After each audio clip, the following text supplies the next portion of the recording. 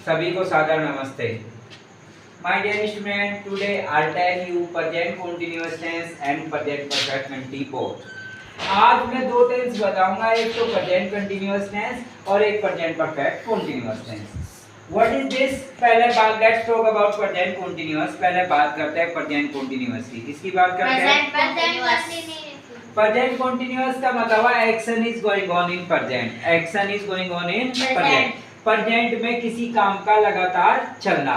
जैसे देखो, मैं मान लिया मैं ये सेंटेंस बोलना चाह रहा, मैं खड़ा हूँ, तो सोचने की बात है मैं यहाँ एक काम कर रहा लगातार। क्या काम कर रहा लगातार? खड़े होने का काम कर रहा। तो अगर मैं ये सेंटेंस बोलना चाहूँ कि मैं खड़ा हूँ, तो ये सेंटेंस प्रेजेंट कंटीन्यूअस टेंस का है। किसका है? प्रेजेंट कंटीन्यूअस टेंस का। हमें कैसे पता लगा? क्योंकि इसमें कोई काम लगातार चल रहा है। और काहे का काम चल रहा लगातार? खड़े होने का। खड़े होने का। मैं देखो क्या काम, मैं खड़ा हूँ, मैं खड़ा हूँ। तो खड़े होने का काम लगातार चल रहा, यानी कि स्टैंड बोलते हैं इसको, ठीक है ना। तो ये सेंटेंस प्रेजेंट कंटीन्यूअस का है क्योंकि इसमें काम लगातार चल रहा है। क्या हो रहा है इसमें? काम लगातार चल रहा है। और जहाँ काम लगातार हो, गोइंग ऑन का मतलब कीप ऑन। गोइंग ऑन का मीन्स क्या होता है? Keep on. कीप ऑन का मतलब किसी काम को लगातार करना, किसी काम को लगातार। अच्छा, ध्यान रखना इसमें जो टाइमिंग वर्ड है, जिसे आप हेल्पिंग वर्ड भी बोलते हो, हम इसे टाइमिंग वर्ड भी बोलते हैं, हम इसे हेल्पिंग वर्ड भी बोलते हैं। टाइम समय को ही तो बताता है इजमार के साथ। और ये ध्यान रखना इसमें एक्शन फर्स्ट में आईएनजी लग जाएगा। एक्शन फर्स्ट में क्या लग जाएगा? जैसे रीड में आईएनजी रीडिंग, जैसे प्ले में आईएनजी प्लेइंग। हाँ, ऐसे आईएनजी फॉर्म लगेगी इसमें। चलिए, उसके बाद ऑब्जेक्ट और उसके बाद अदर। तो मैं खड़ा हूँ, अगर हम सब्जेक्ट की बात करें, सब्जेक्ट का मतलब जो काम को कर रहा। काम कौन कर रहा? मैं कर रहा ना काम। तो जो कार्य करता है, the person who does the work that is called subject. जो काम करता है वो सब्जेक्ट कहलाता है। और जो काम हो रहा है वो वर्ब या एक्शन कहलाता है। क्या कहलाता है? वर्ब या एक्शन। तो इस सेंटेंस में हमारा जो वर्ब एक्शन है वो है खड़ा होना, और हमारा सब्जेक्ट कौन है? मैं। सब्जेक्ट कौन है? मैं। जो काम कर रहा भाई, ये तो कार्य हो रहा, ये तो वर्ब हुआ, और काम करने वाला कौन है? मैं। तो मैं सब्जेक्ट हुआ। तो आप यहाँ से ऐसे बना देना, पहले सब्जेक्ट ले लेना, सब्जेक्ट में, मैं का मतलब आई। उसके बाद ही जमार में से कोई एक, आई के साथ क्या लग गया? एम। और फिर उसके बाद वर्ब की फर्स्ट फॉर्म में आईएनजी। तो स्टैंड में आईएनजी बोलो क्या बनेगा?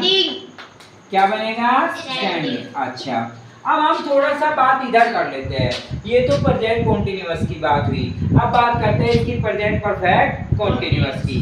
अच्छा, प्रेजेंट परफेक्ट कंटीन्यूअस, इसका नाम प्रेजेंट कंटीन्यूअस और इसका प्रेजेंट परफेक्ट कंटीन्यूअस। समझ रहे ना? देखिए, इसकी भी पहचान यही सेम है। Action is going on in present. Action is going on in present. इसमें भी प्रेजेंट में कोई काम लगातार होना। जैसे मैं खड़ा हूँ, आप बैठे हैं, आप बैठे हैं, मैं खड़ा हूँ, पंखा चल रहा है, पंखा चल रहा है, कुछ लोग बाहर बात कर रहे हैं, पिताजी सो रहे हैं, माताजी बैठी है। इस तरीके के जो काम लगातार चल रहे। मेरी माँ खाना बना रही है, मेरी माँ चाय बना रही है। इस तरीके से बोलते हैं आप बाहर गए, किसी ने गेट खुलवाया, पूछा अरे कहाँ है तुम्हारी मम्मी? तो आपने कहा मेरी मम्मी खाना बना रही है, मेरी मम्मी खाना बना रही है। तो मेरी मम्मी खाना बना रही है। तो ये प्रेजेंट कंटीन्यूअस का हुआ। किसका हुआ? Present continuous. क्योंकि इसमें कोई कार्य लगातार चल रहा है। अब इसमें अंतर क्या है? इसमें भी काम लगातार चलता है, लेकिन एक बात बढ़ी इसमें ज्यादा, बस टाइम एक्सप्रेशन। क्या हो गया? अगर आप कार्य करने का समय भी देंगे तो इसका मतलब समझ जाना, फिर प्रेजेंट परफेक्ट कंटी हो जाएगा। क्या हो जाएगा? टाइम एक्सप्रेशन कौन से हुए भाई? मेरे साथ बोलेंगे। Since for. सिंस ये टाइम एक्सप्रेशन है। क्या है ये?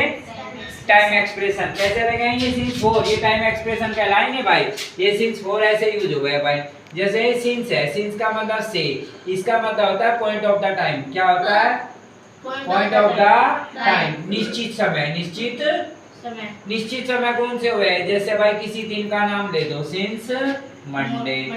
अच्छा, इसी तरह सिंस लगा के किसी महीने का नाम ले दो भाई, सिंस जनवरी। Since January. हाँ, ठीक है। और इसी तरह चलो फिर किसी सन का, सिंस 1990। सिंस 19 तो किसी दिन का नाम, किसी महीने का नाम, किसी सन का नाम, ऐसे ही लिख दो भाई। सिंस 2 ऑफ द क्लॉक, 2 बजे से। सिंस 2 ऑफ द क्लॉक का मतलब क्या हुआ? 2 बजे से, 4 बजे से, 5 बजे से। तो ये किस तरीके से ये समय जो है ये पॉइंट ऑफ द टाइम है, निश्चित समय है। कैसे है भाई? निश्चित समय। और इनके लिए सिंस का प्रयोग होगा। किसका प्रयोग होगा भाई? समझ गए ना? फिर एक बार देख लीजिए, दिन का नाम, महीने का नाम, सन, बजे, ये सब सिंस का प्रयोग करेंगे। किसका? सिंस। और फोर का मतलब से ये होता है क्या? Period of the time. बोलो क्या होता है? पीरियड ऑफ द टाइम, अनिश्चित समय। कैसे? ये अनिश्चित कौन से हुए?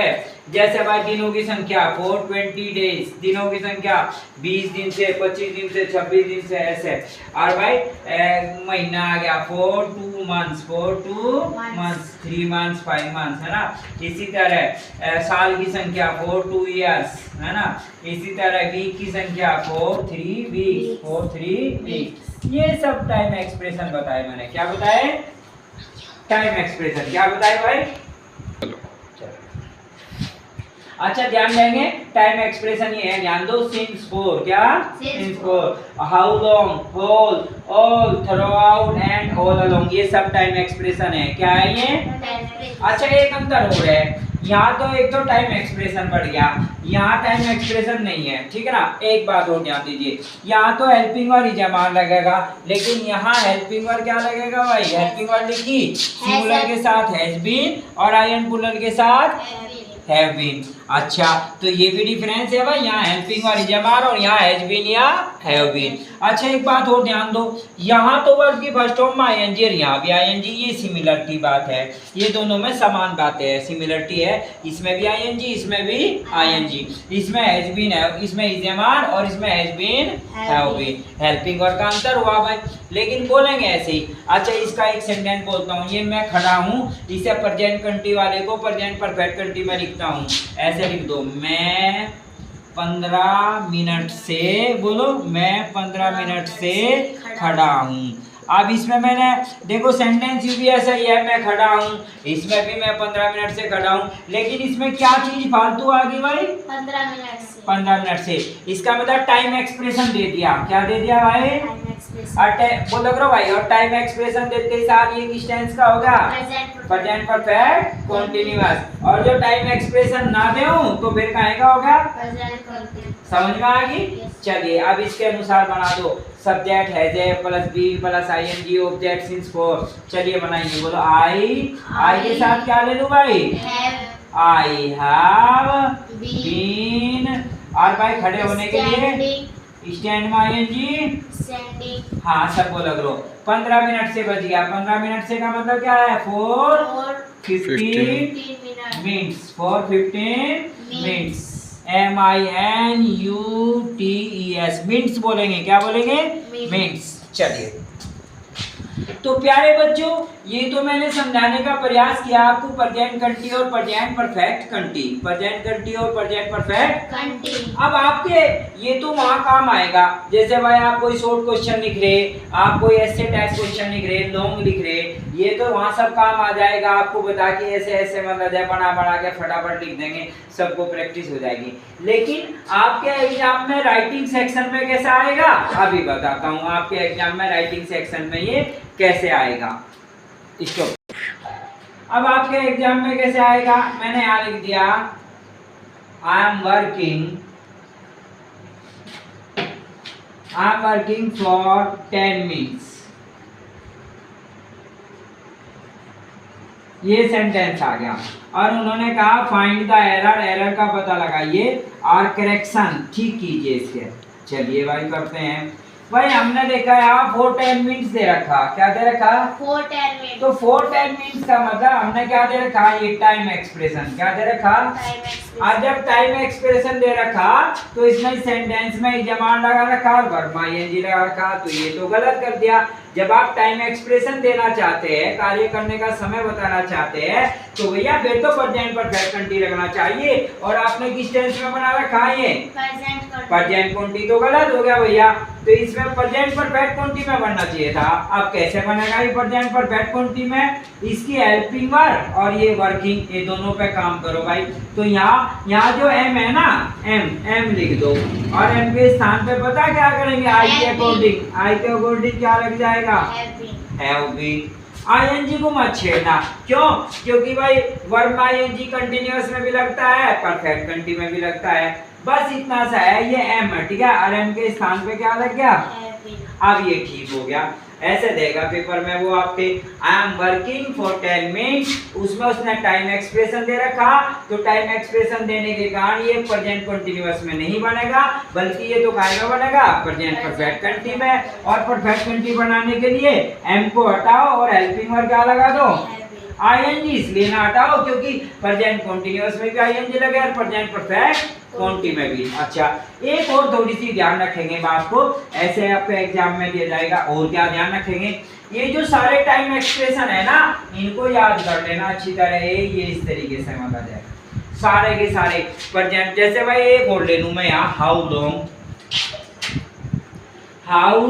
कब से, आर यू सिटिंग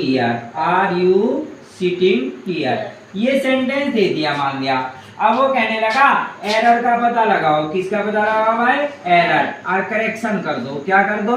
करेक्शन।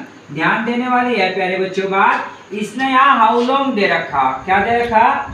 और यू हाउ लॉन्ग यहाँ पे भी लिख रहा। यो क्या है? हाउ लॉन्ग एक टाइम एक्सप्रेशन। और जिस सेंटेंस में टाइम एक्सप्रेशन दिया जा, तो वो सेंटेंस किस टेंस में आना चाहिए? प्रेजेंट परफेक्ट कंटिन्यू में। और जबकि आपने यहाँ आर लगा रखा, आईएनजी, इसका मतलब ये तो आपने प्रेजेंट कंटीन्यूअस बना रखा। क्या बना रखा? प्रेजेंट। और बनना क्या चाहिए? Present perfect continue. कैसे पता लगा हमें? हाउ लॉन्ग से, क्योंकि हाउ लॉन्ग एक टाइम एक्सप्रेशन है और time expression present perfect continue में लगे, इसमें नहीं लगता प्रेजेंट कंटिन्यू में। किसमें लगता? बस यही गड़बड़ कर दिया आपने। हाउ लॉन्ग दे रखा, इससे हमें पता लगा ये प्रेजेंट परफेक्ट कंटिन्यू है, और इसे प्रेजेंट परफेक्ट कंटिन्यू में मदद करने के लिए हम इसकी हेल्पिंग वर्ब चेंज कर देंगे। इसे आर को चेंज कर देंगे। क्या कर देंगे? आर। कैसे हो जाएगा? एरर की मतलब है आर है, आर के स्थान पे क्या हो जाएगा? यू को देखते हुए क्या हो जाएगा? हैव। क्या हो जाएगा? हैव। और क्या हो जाएगा? बी। और अगर इस सेंटेंस को करेक्ट करने लगे तो ऐसे बन जाएगा भाई, हाउ लॉन्ग, हेल्पिंग वर्ब क्या ले लूं भाई? हैव। और हैव के बाद फिर सब्जेक्ट आ जाएगा। सब्जेक्ट क्या है ऊपर की साइड में? You. How long have you, और फिर यहाँ क्या हो जाएगा? बीन। हैव और बीन के बीच में कौन घुस जाएगा? सब्जेक्ट यू घुस जाएगा। तो how long have you been, और फिर क्या बचेगा भाई? Sitting here. आप यहाँ कब से बैठे हैं? आप यहाँ कब से बैठे? ये थोड़ी सावधानी रखनी पड़ेगी। और ये भी ध्यान रखना थोड़ा सा, ये while still at a moment, ये presently at present and now, ये प्रेजेंट कंटीन्यूअस के इंडिकेटर है। किसके हैं ये? इनको भी थोड़ा ध्यान रखना। ये पहले भी सीखे आपने, कभी इसमें भी गड़बड़ करते हो, ठीक है ना? इनका भी थोड़ा ध्यान रखना, है ना? और ये जो टाइम एक्सप्रेशन है इनका भी थोड़ा ध्यान रखना। अगर टाइम एक्सप्रेशन आ गया तो प्रेजेंट परफेक्ट कंटिन्यू हो जाएगा, टाइम एक्सप्रेशन नहीं है तो प्रेजेंट कंटीन्यूअस हो जाएगा। क्या हो जाएगा? और सर दोनों की हेल्पिंग और अलग अलग है। हेल्पिंग और प्रेजेंट कंटिन्यू की जमा तो प्रेजेंट परफेक्ट कंटिन्यू की हैज बीन या हैव बीन, और उसमें टाइम एक्सप्रेशन भी लगेगी है, ठीक है ना? तो जरा इन सेंटेंस को अच्छी तरह स्टडी करना। इस हाउ लॉन्ग वाले सेंटेंस को भी अक्सर एग्जाम में आ जाता है, हाउ लॉन्ग वाला सेंटेंस। और ये 4 10 मिनट्स इस प्रकार के सेंटेंस भी अक्सर एग्जाम में आ जाते हैं। Dear student, read a video. Yes, तो my dear student, watch this video very carefully and remind also. बार बार थोड़ा सा 1-2 बार देख लेना, मतलब हटा के भी देख लेना, और ज्यादा अच्छी तरह समझ में आ जाएगा। और if you have any problem comment me या आस्क इन क्लास आल्सो। आपको कोई प्रॉब्लम है तो कमेंट कर सकते हैं, और क्लास के अंदर भी आप पूछ सकते हैं, ठीक है ना? बट रीड केयरफुली, लेकिन बड़ा जरा ध्यान से मन लगा के करना मतलब है। Thank you student, you listen me very well. आपने बहुत अच्छे तरीके से सुना, मेनी मेनी थैंक्स। और please like this one subscribe also and share also. Thank you students. Father, namaste.